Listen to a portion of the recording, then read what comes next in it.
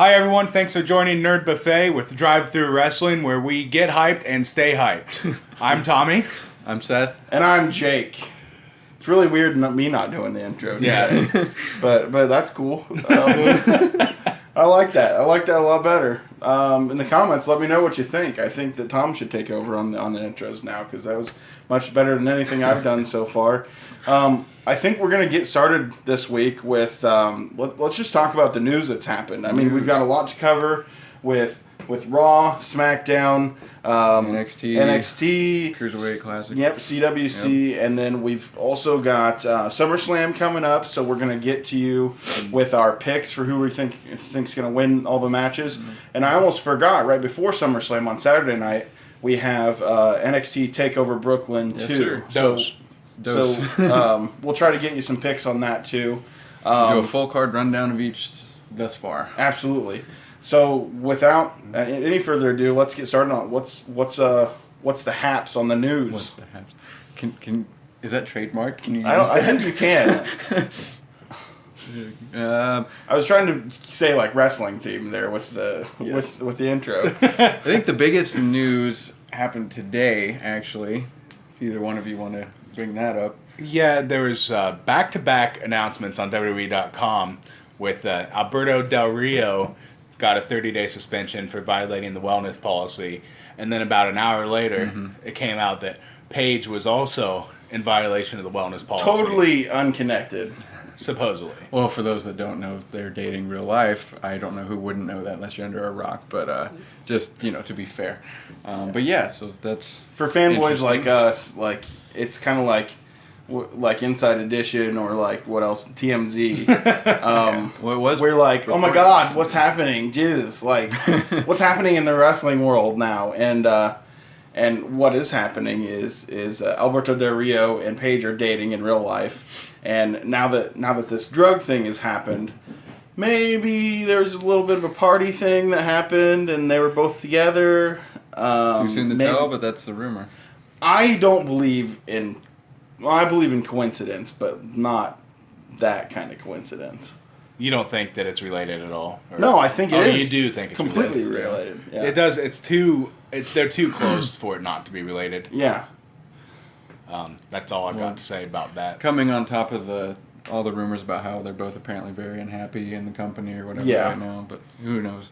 Nothing makes you a little bit more happier than a little bit of angel dust. That's the rumor. I don't know. I've never done that. So. At least ADR didn't get suspended for like just beating someone up backstage this time. Yeah, or fired or anything. Yeah. Released. A lot of speculation that he's done now, but who knows? He got his butt. Well, we'll get to that. We'll talk about John Cena and him. The other part of the news, maybe not as big as the wellness policy violation, but WCW veteran DDP, Diamond Dallas Page, has retired the Diamond Cutter, which was his finisher. He did a video about the last time ever doing it, and I honestly didn't watch it. I don't even know who he performed it on, but I saw it. For our younger viewers, the Diamond Cutter is an RKO. It's a lazy RKO. Yeah. Lazy man's RKO. I thought personally that the Diamond Cutter was retired, like when David Arquette won the WCW championship. I thought that was around the time of the Diamond Cutter being lost. But a diamond upside down is that? Oh yeah, that was a line from that movie. You guys told me this was a PG show. Come on. That was PG-13, man. Okay. That movie was PG-13, and that was stolen directly from that movie. So. All right, if we're quoting, that's fine. Yes. And the last bit of news that's probably worth mentioning, in our opinion, would be Shawn Michaels' new job position offer. He was offered to do finishing class for NXT. So that means that he's going to teach everyone how to do super kicks? No. That actually, from what I read, means that he's the guy taking over Terry Taylor's position, possibly. Triple H has said it's up to him, is the last thing I read regarding the issue. Well, anyway. Terry Taylor, like office linebacker? That's Terry Tate. Terry Tate. Terry Taylor. We all know Terry Taylor. I'm just making jokes. I'm trying to be funny. But basically, he'd be the last thing an NXT superstar would go through before going on the road and touring with Raw or SmackDown. Do you call Shawn Michaels like Mr. Showstopper or Professor Showstopper or Professor Michaels? I think Professor would, no matter what, naming him Professor something. I could hear Morrow now, Professor of the Sweet Chin Music. Yeah. But Conductor Michaels. that might work. Yeah. Tuning up the band. Well, anyway. There you go. So that's going to do it for the news? That's or it. what? That's all I had. That's all the news. That's it. There's nothing else much. that happened in the world of wrestling at all. That's it. That's all of it. Oh, wasn't there supposedly something you were telling us before about Triple H and like a There was meeting? a Triple H conference call just kind of going over upcoming things, and he mentioned how the reason for the Cruiserweight Classic guys being on Raw in the coming weeks of just Cruiserweight, probably the first half hour of Raw being devoted to Cruiserweights, or at least a half hour out of Raw. I hope it's more than half an hour. That would be good. Like the first hour, like we said before on Nitro used to be. Mm-hmm. It's like the first That would hour was Yeah, Cruiserweights. that'd be really cool. that'd be a good idea. I'd be down for that. Giving those new guys a platform bigger than just the WWE Network, giving them a live television platform, I think that would be really cool. Change a lot. Especially some of the things we got to see tonight, which we'll get to later on in today's episode. I would love for everyone who watches Raw to see one of those matches tonight. Oh yeah, that could have the potential to change kind of the landscape of things when you have so many what they call casual fans that don't necessarily have the WWE Network and see those type of things, or casual fans that have never really watched much indie wrestling in that style that they attribute to indie wrestling. Absolutely. So I think it'd be great. So let's kick it off. What do we have on Raw? We're right into Raw. Raw kicked off. Well, first we didn't know if we were going to have Raw. That's maybe a good segue from news to Raw. Yeah. Because apparently they had was it Corpus Christi, Texas is where they had Raw? They apparently had a really bad storm and lights went out. But of course, it's WWE. They're going to get it together, and we had Raw right on time as scheduled. Well, it was mostly because of the demon. Mostly because of Yeah, he was turning off. He was using mystical powers to do things. Which They should have wrote that into it. That'd been cool. that would have been a good idea. That's what I'd have done, but Yeah. I'm not hired. I don't get paid Well, by him. Rollins started the night out with a pre-recorded little promo outside about him searching for the demon, Finn Balor, and that kind of was the theme throughout the night of Rollins showing up backstage in various places looking for the demon. Not a place I'd search for a demon backstage. probably not. No. And may I say before we move on anymore, I do not like the name Demon King. I don't think anyone does. Okay, I actually was pretty. I kind of stayed off the internet a lot as far as like wrestling goes this week, so I didn't know that. I didn't see a lot of other opinions. I don't like how close Demon King is to Demon Kane. Yeah. Because I tuned in about 10 or 15 minutes late. And you keep thinking like, No. And I was Demon like, Kane. why That's what comes is he going to to fight mind, yeah. Kane? Yeah. That's what I thought.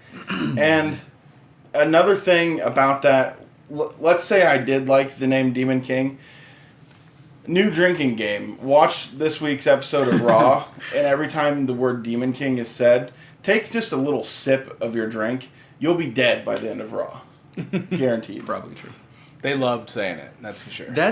I hate to sound like one of those guys, but that's always been kind of a Vince thing. Whenever these NXT guys come up, they debut, and then they get some moniker that the Keep saying their name. People understand man. them.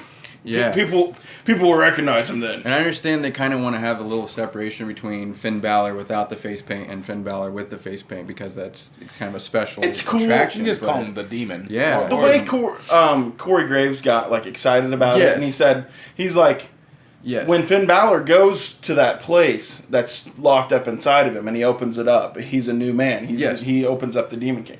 That's okay. Yes. But we didn't have that explanation. We didn't have that excitement before. It was just like, Demon King, where are you? Very reminiscent to me for when Leslie Nielsen was searching for the Undertaker. Like, same. Seriously, it was the same Wow. for me. I could see that comparison actually. Yeah. Okay, Confused after that segment in the promo, Rusev held Raw hostage for a while. Yes. Yeah. I I didn't know they were allowed to show Russians keeping things hostage on TV. But, yes. he held Raw hostage and was mad and wanted Roman Reigns to come out and apologize for ruining his celebration. Yep. And getting cake all over Lana's face. Yeah.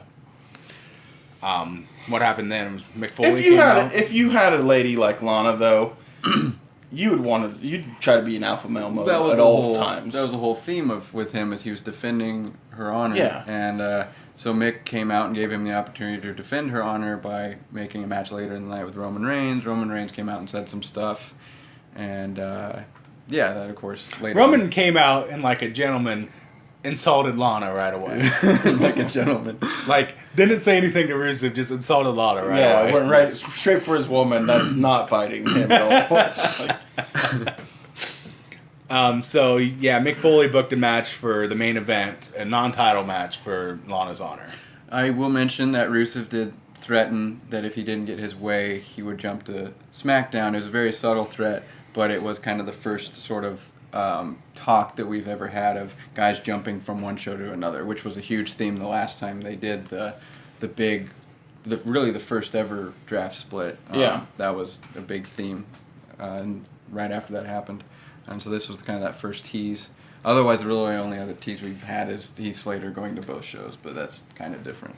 But so the next match we had in the night was... The first match of the night. The next segment, the first match we had was Sheamus versus Sami Zayn. This is actually, because I said I tuned in a little bit late, this is actually like right after the match started is when I started tuning in. I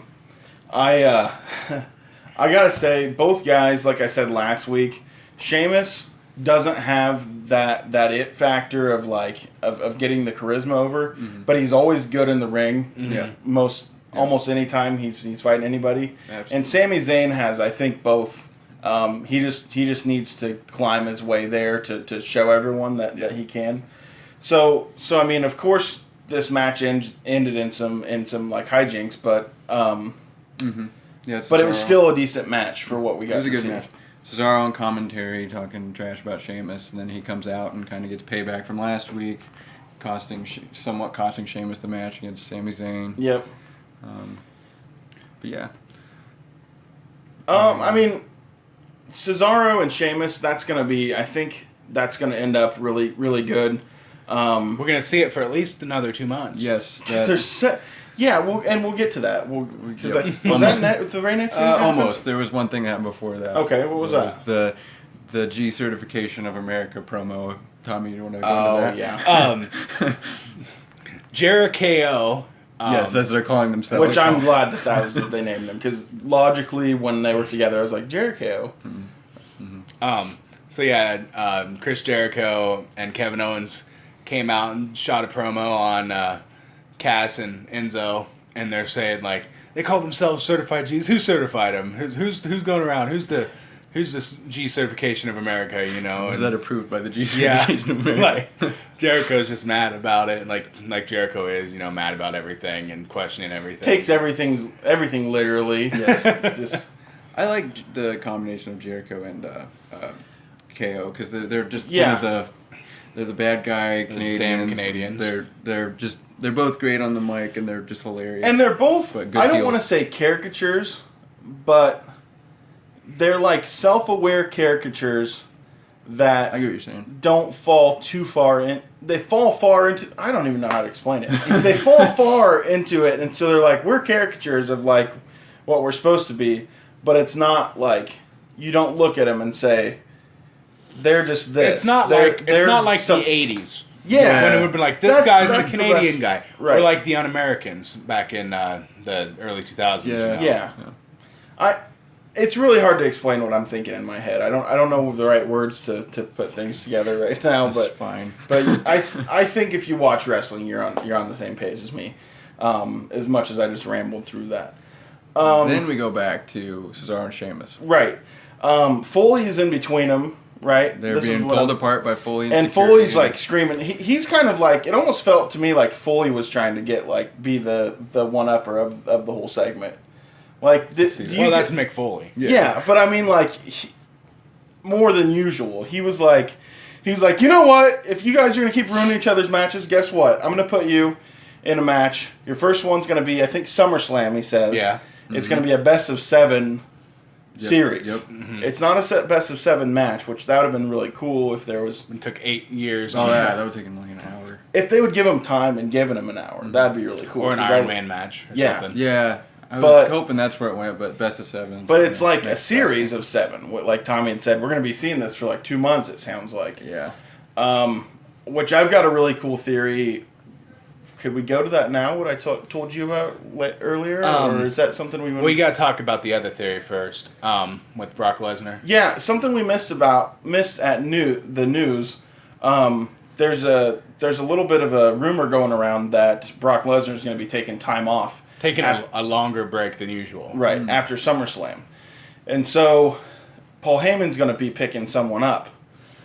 Tommy had said, because it was when we were watching NXT. Yeah, the rumors are going around that it could be Shinsuke Nakamura or Finn Balor. But I said, what a cooler way, because Cesaro's right on the cusp of like finally kind of getting a put, it seems like anyways. You remember right after he won the Andre the Giant Battle Royale, they're like, he was a good guy and he was probably like one of the biggest like good guys in the company at the time. But then right after the same WrestleMania, The Undertaker was beat by Brock Lesnar, and Brock Lesnar, of course, wasn't going to be there very much. They put him next to Paul Heyman. Guilty by association immediately. Yes. So he's a bad guy, Cesaro is. Why not now? Yeah, now that Cesaro's been showing this whole thing like, I'm more than what they're giving me. That'd be good. Why not have him wipe out Sheamus 4-0 in this best of 7 That'd series? be really good. You never see that anymore. And wipe out Sheamus, and then Shane and Daniel, the good guys, come and say, "Oh man, you kicked his butt. Here's our contract. We'd love to have you come over." My client will not be coming over. I like it. Good. Yeah, I like it. Good stuff. Yeah. Book it. Book it. Book it. I take offense to you saying Shane and Daniel are the good guys, though. They don't act like good guys. Like good guys at They're all. cheered for like good guys. They talking so much smack online they and really like do. afterwards. Yeah. The best thing I saw this week was their title belt. Did you guys see that? Here, we'll put this up here now. It was too. like a tinfoil U for the Universal Well, title. and Shane has this look on his face. He's just like, this is the dumbest idea ever. So, It's like strung through his dress belt. Yeah. Even it's funny. Yeah, Oh my yeah. gosh. Oh, okay. So what do we have next? Now Back that I into went Raw, off. it was New Day versus the Dudleys, and Dudleys come out, New Day comes out. We haven't had Big E for a while, so the New Day entrances have been less than amazing. There's not as much pelvic thrusting. Yes, going it's a on. little calmed down. Then interrupting. As a heterosexual man, I will go ahead and say I do enjoy the pelvic thrusting. That's like kind of when I started liking the New Day. When they started doing that, I was like, Big E's like got his tongue out. Yes. There we had another doctor promo though that kind of before the match actually took place. The club with another promo of worrying about Big E's what was it, ring postitis. Yeah, ring postitis. They needed more test subjects to help find the cure for ring postitis. They literally had 3 jars with eggs in them. Well, the first one had Big E's eggs, and then they had 2 other jars, empty ones one labeled. for Kofi, one for Xavier, awaiting their specimens. Yeah, there's And so that match took place, and of course New Day won, and then they got back a little bit of a promo against the doctors, the club doctors. I'm not even sure what to call them at this point. I don't think they're the club anymore. Yeah, they're still the club. It's Dr. Gallows and Dr. Anderson. Dr. Gallows and Dr. Anderson. that's funny. Then we had Seth Rollins once again being Leslie Nielsen, looking for Demon King.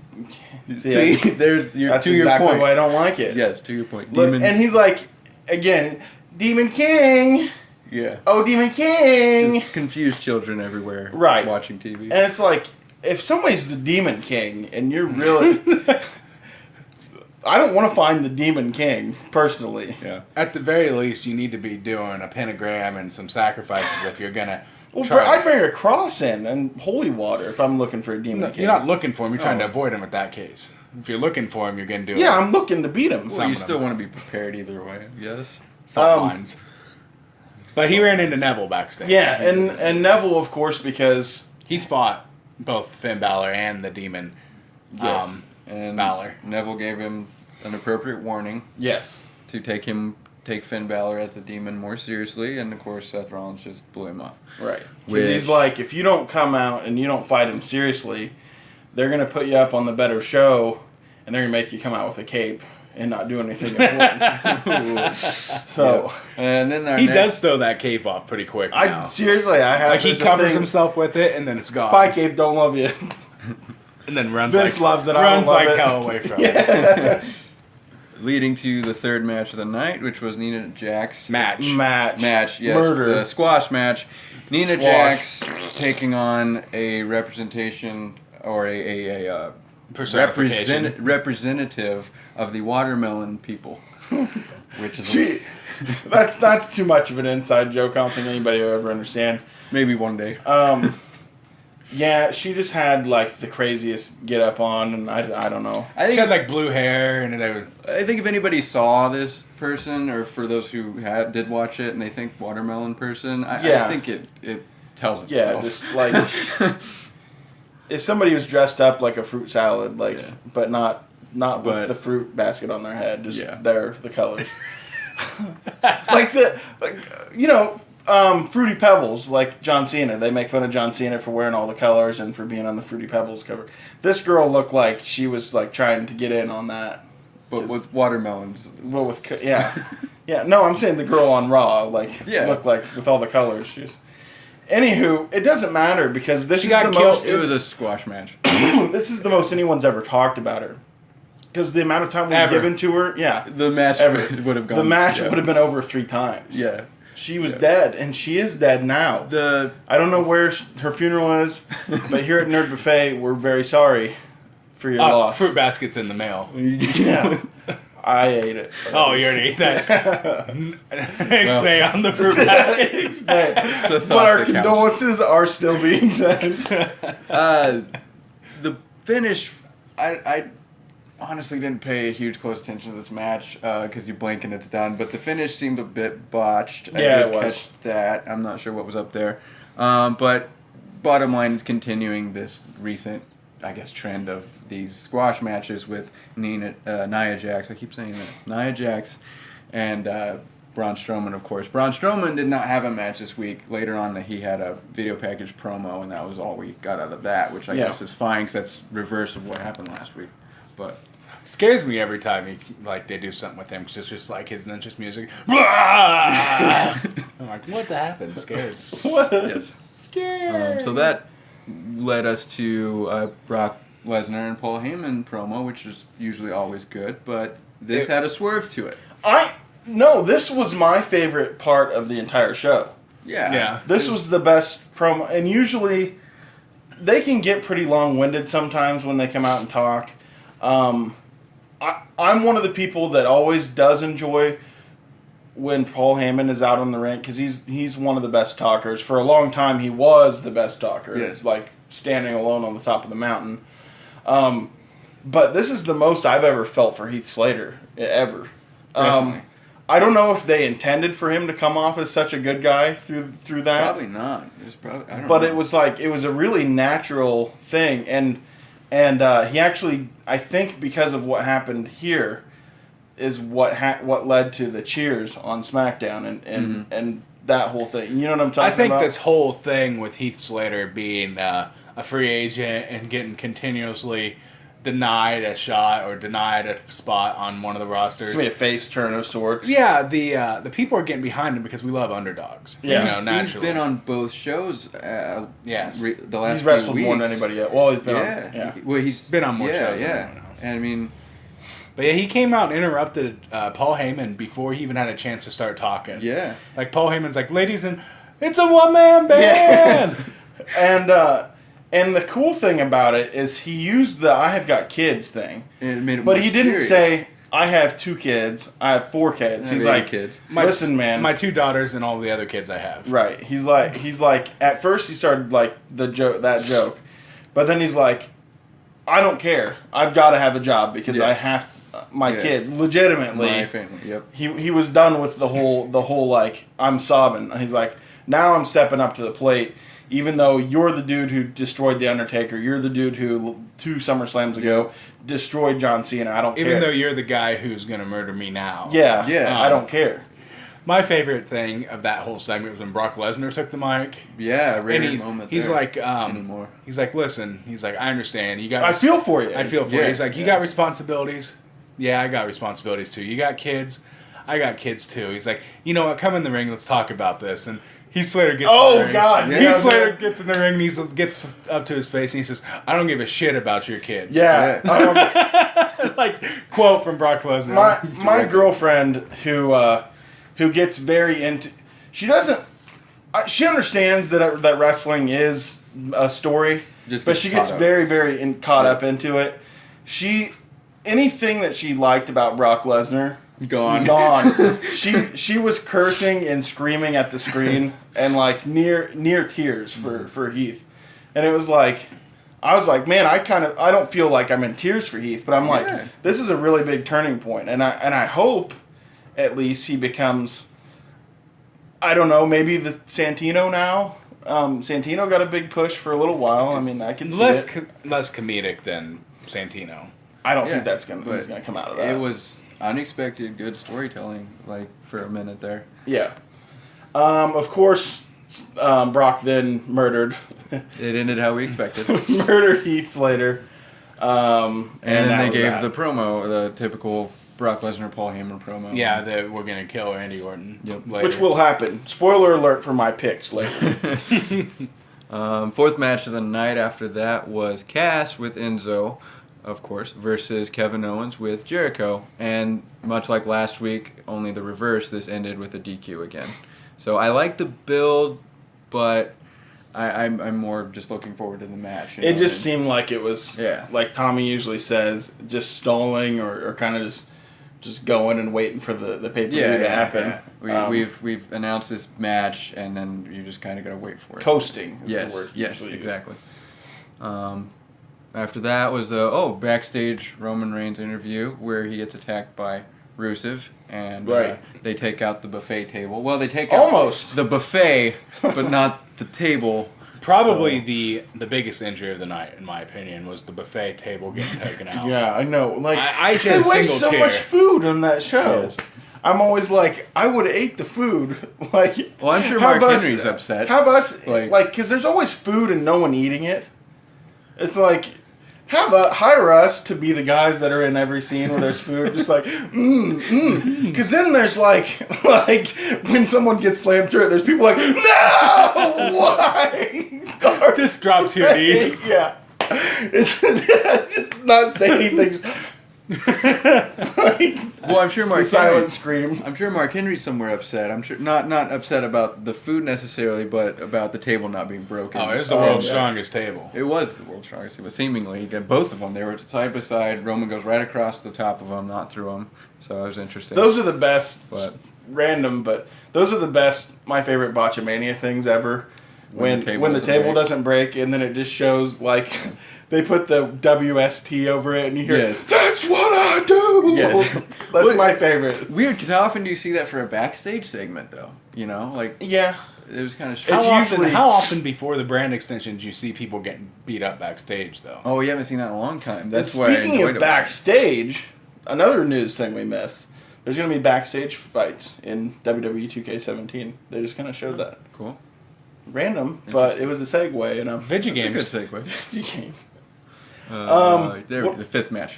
Yeah, what do we have next? The 5th match of the night was the brief reunion of the Primetime Players with Bob Backlund against the Shining Stars from Puerto Rico. Yes. Sorry, I was gonna say that was inexcusable to do while we're filming this. But I get that it was about this. Okay, The Shining Stars have officially replaced what used to be known as the Divas bathroom breaks of the show. Yeah, I think. They were so much better as the El Matadors. Like Yeah, at least it was kind of great, interesting to but- watch, El Torito run around, I guess. But, Yeah. And of course, the Shining Stars win because Titus flipped heel again. They're on a 2-match streak now, right? They won last week too. Probably. Yeah. Due to Pokemon Go. Yeah. You're right. Yeah. Yeah. That's the most wins that they've had in a row so far since their inception. Yeah, pretty much. After the match, Bob Backlund screamed at Titus and Backlund wasn't happy that's what because he he does. didn't see. He didn't see because the way it happened is Titus got bumped on accident by Darren Young to begin with, and he didn't see that part, Mm-hmm. right? And then it was kind of like, instead of him saying, "Oh, sorry, pal," or like, "Oh, I knew you didn't do that on purpose because we were friends for over a year." Mm-hmm. He was just like, "Nope." Hits him with his finisher. And his finisher is so powerful. It's just like, he could have just punched him or something, but he's just like, woo! Yeah, slam dunk pretty much. Yeah. And to your point about Titus O'Neil chasing after Big Show's Yeah, him streak. and going trying to beat the record for as many face heel turns as Big Show. Right. But we spoke about Neville earlier, the 6th match of the night. I like that they're doing a full 8 matches, I think, the last couple weeks. I think tonight we technically had 9, even though a couple of them probably shouldn't have counted. But anyway, number 6, Jinder Mahal and his big return against Neville. And Neville won, no big surprise there.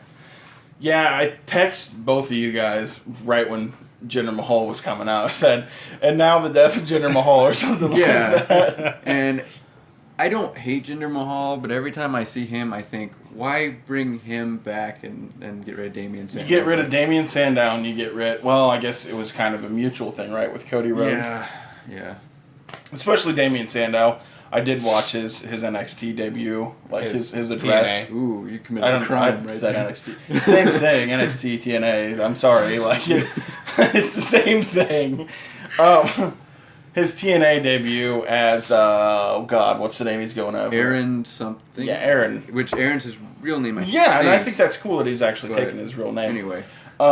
But that was really cool. Like, he came out and the crowd was like, did you see it? Yeah, he's like, you're a genius. He's like, Nope. I'm actually not Yeah, really I'm that not smart. a genius at all. I've That's never just even the taken a character test. I played. I'll have to look that up.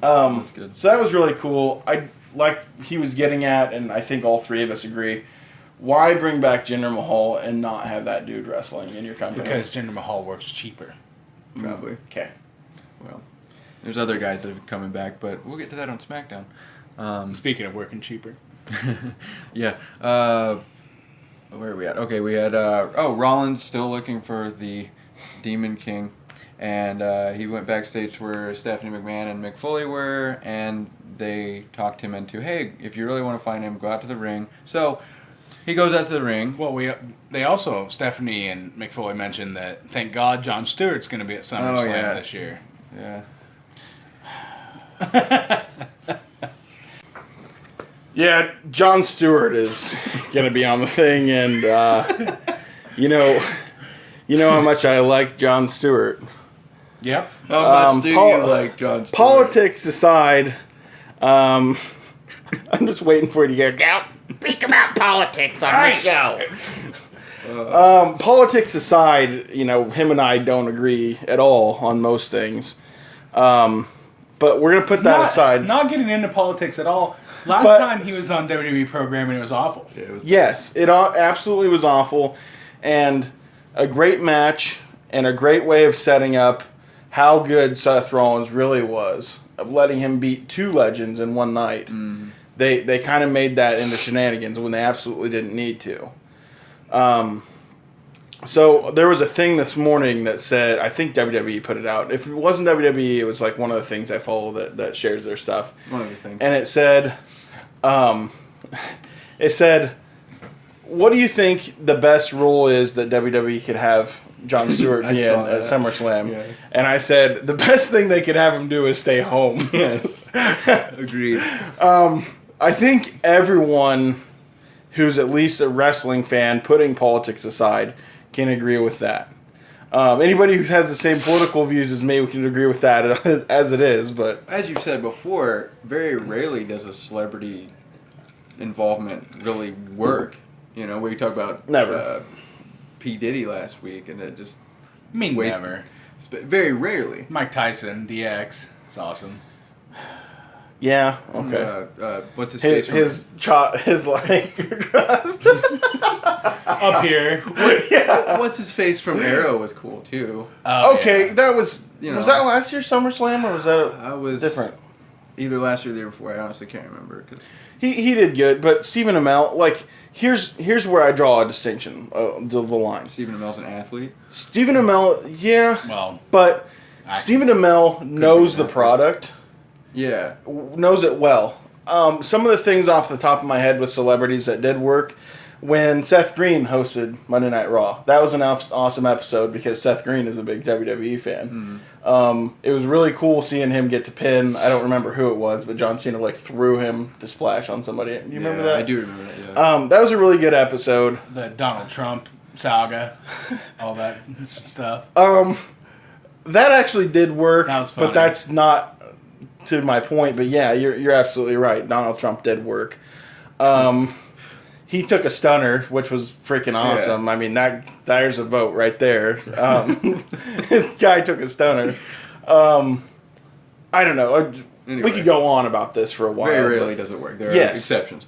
Yes. But anyway, we were talking about Rollins in his in-ring promo because Mick Foley and Stephanie talked him into going out to the ring to call out the Demon King. And that's when it was very awkward to watch. I wasn't sure what was happening at first, but that was when Seth Rollins got attacked again by a fan.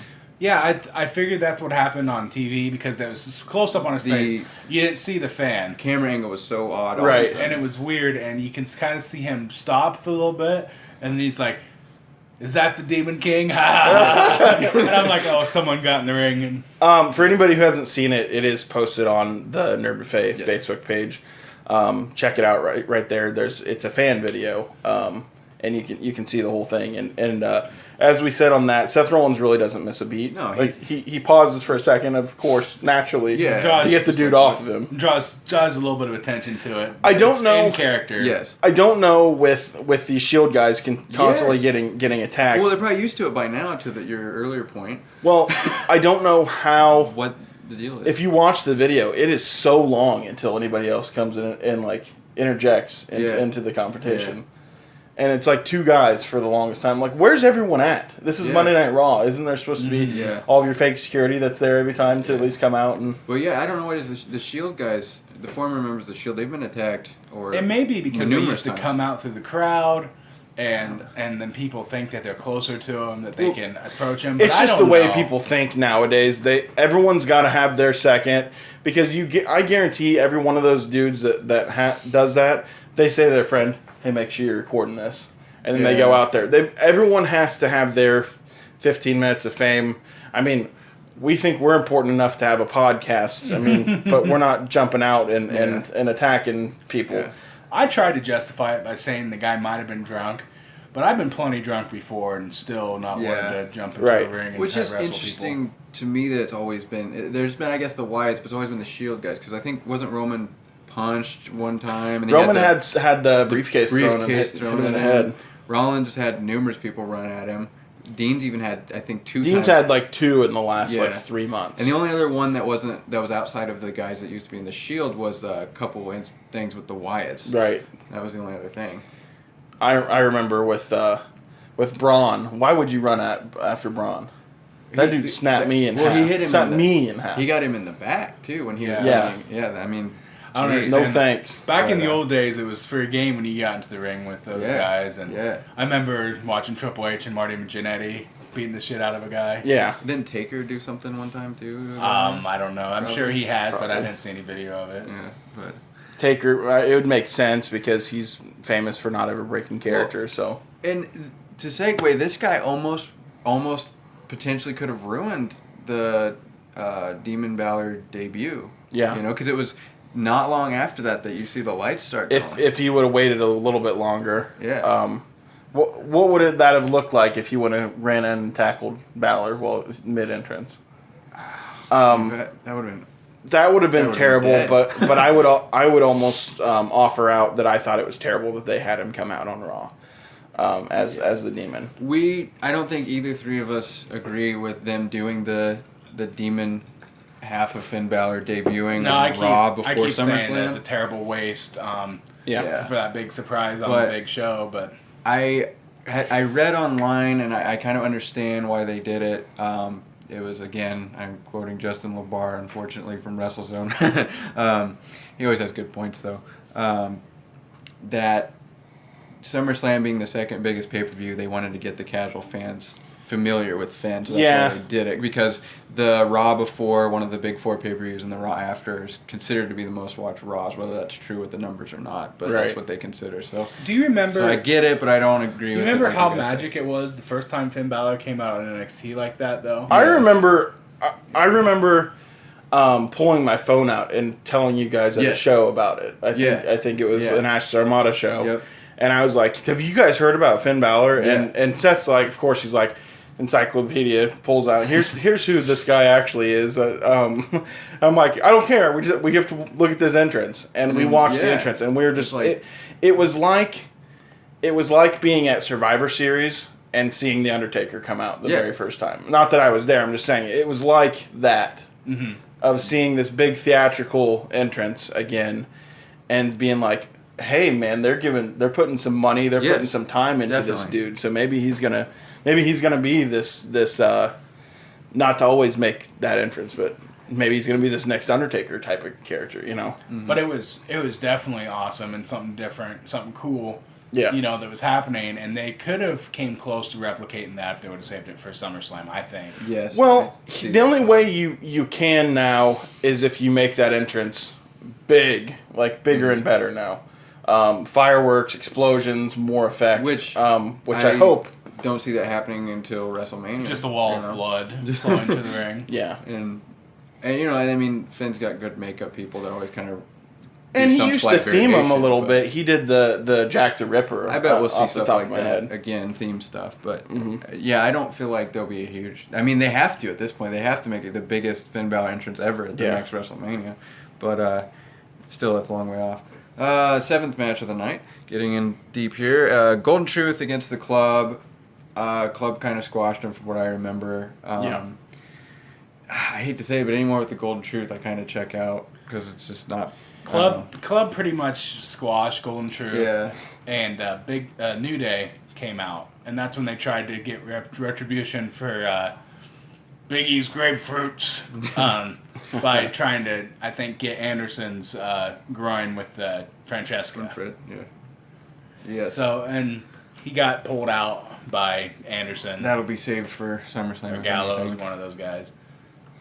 You know, you're absolutely right about the Golden Truth. They don't have a lot going anymore. Ever since that, like the longest storyline ever ended with them, and they started with Pokemon Go. They have really cool shirts. I'll say that. Was there more Pokemon shenanigans? There wasn't any Pokemon. No Pokemon, so that's all dead now. I think. Yeah. Kind of like Pokemon's dead for me. They listened to us and were like, "Well, they're not playing Pokemon anymore. We probably shouldn't." Yeah. Yeah. Yep. What do we have next? See the last episode of see Buffet. see the last 10 minutes of this last week's episode of Nerd Tom, Buffet. you wanna Podcast. talk about the Divas, Tom? Yeah, Divas. My God. There's kind of wasn't a good match. We can't use Divas. I'm sorry. Oh yeah, the women's match. Wow, big mistake. I apologize. There wasn't really a big. This wasn't really a big match. It was just Charlotte versus. What's her name? Alicia Fox. Alicia Fox. I don't remember her name. She's not been on TV for a while. She's not. Yeah, not very much. She's friends with Paige. They hate her. Yeah. So yeah, what'd you think of that match? It was exactly how I expected. They just Sasha it's- Banks on comm and Charlotte wins, and I don't even remember the finish, to be honest, because it was just exactly predictable. Just kind of a filler match. Charlotte won, of course. Yep. Sasha Banks came out to talk smack to her. Dana Brooke came out with a distraction, and Charlotte put Sasha in the figure four. Yeah, and I was kind Figure of... eight. Figure eight. Figure eight, yes. I was kind of unclear if Charlotte and Dana are actually on the same page or not, and I guess it doesn't really matter because Dana's not supposed to be at the match at SummerSlam. But anyway. So then we had our main event of the night. Yep. It was not a title match, just in case that wasn't clear yet. Lana's honor. Yes. Match for Lana's honor. Just as important. Yes. Lana's honor. Yes. As the title. Roman Reigns versus Rusev.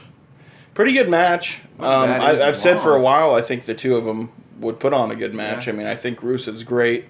I don't think enough people... I can't tell yet. I don't think enough people are behind him yet. I think he should be mustering up a little bit of a crowd. I'm almost ready for his... Around. Yeah. He's been coming around a lot more lately. People have been cheering for him. I'm actually ready for his face turn. I know that's going to be weird and odd to do at this point in time, but I think that's going to be the telling thing of whether he can grow to the next level or not. Yeah. We certainly know that no matter what, Reigns he'll be a top guy for the rest of the time he's around. That's been an interesting thing with Raw lately to me is instead of you have this new title that's going to be Finn Balor and Seth Rollins, and yet that's kind of been almost second tier to Rusev and Roman, and because Rusev and Roman have kind of been carrying the show the last 2 weeks more. Well, and then they have this big long match that goes across. It's like, oh, we're going to give you SummerSlam early, and which is, I guess, I don't always agree with, but it's always kind of a good way to get people excited for SummerSlam. Yeah. And it went 3 commercial breaks, over 20 minutes long. And then I feel like it's not going to be a throwaway match at SummerSlam, but it's not going to be the main focus. So the overall build is strange to me. I don't know why. And this, I think I said this again in our little chat we were having during Raw, is I said the exact same thing as I said when Balor was coming out with his entrance. I said, why would you waste this? Yeah. Because this could have been a really cool match, like the first time it's not the first time the two have fought, but you get what I'm saying. I don't understand. On your point, I feel like they've been doing it on both shows. I agree. Yeah, they have. Where the main event, the title, the world title for each show is secondary to another rivalry. Yeah, kind of. Cena and AJ was the main event on SmackDown, and well, even that build. Well, it wasn't the main event, but that rivalry was the main event. Right. Even that build hasn't been as good as I feel like it should be, but that comes later. But yeah, I don't know if it's because they don't have a physical title on Raw yet to say this is what everyone's asking. I'm really surprised that's what I would have finished the show with. Instead of having this match, I would have had a segment with the two, another segment with them, maybe in a little bit of an attack. Like a contract signing or something. But at a reveal of what the title looked like. If you're going to, to that point, if you're going to give away the Demon King debut, do that last, Like, do that last with, him taking Rollins out and chasing him off, and that's how you do it at the same time. Okay, so Rollins have him come out with like a robe and stuff on, and sing. He does his entrance. He comes out and he pulls it off. And he's got the new title on himself. He's already stolen it from Stephanie. The reach, but that I don't know. They have a cloth over like a case where it's supposed to be in. They pull it off and it's gone. I was saying, I was saying just switch the segments, but that's fine. Yeah. Too. But it seems like they've been given precedence to the Rusev Reigns matches and segments, over. Which it's not like they don't deserve that, but we could have resurrected Leslie Nielsen and had him search for the title.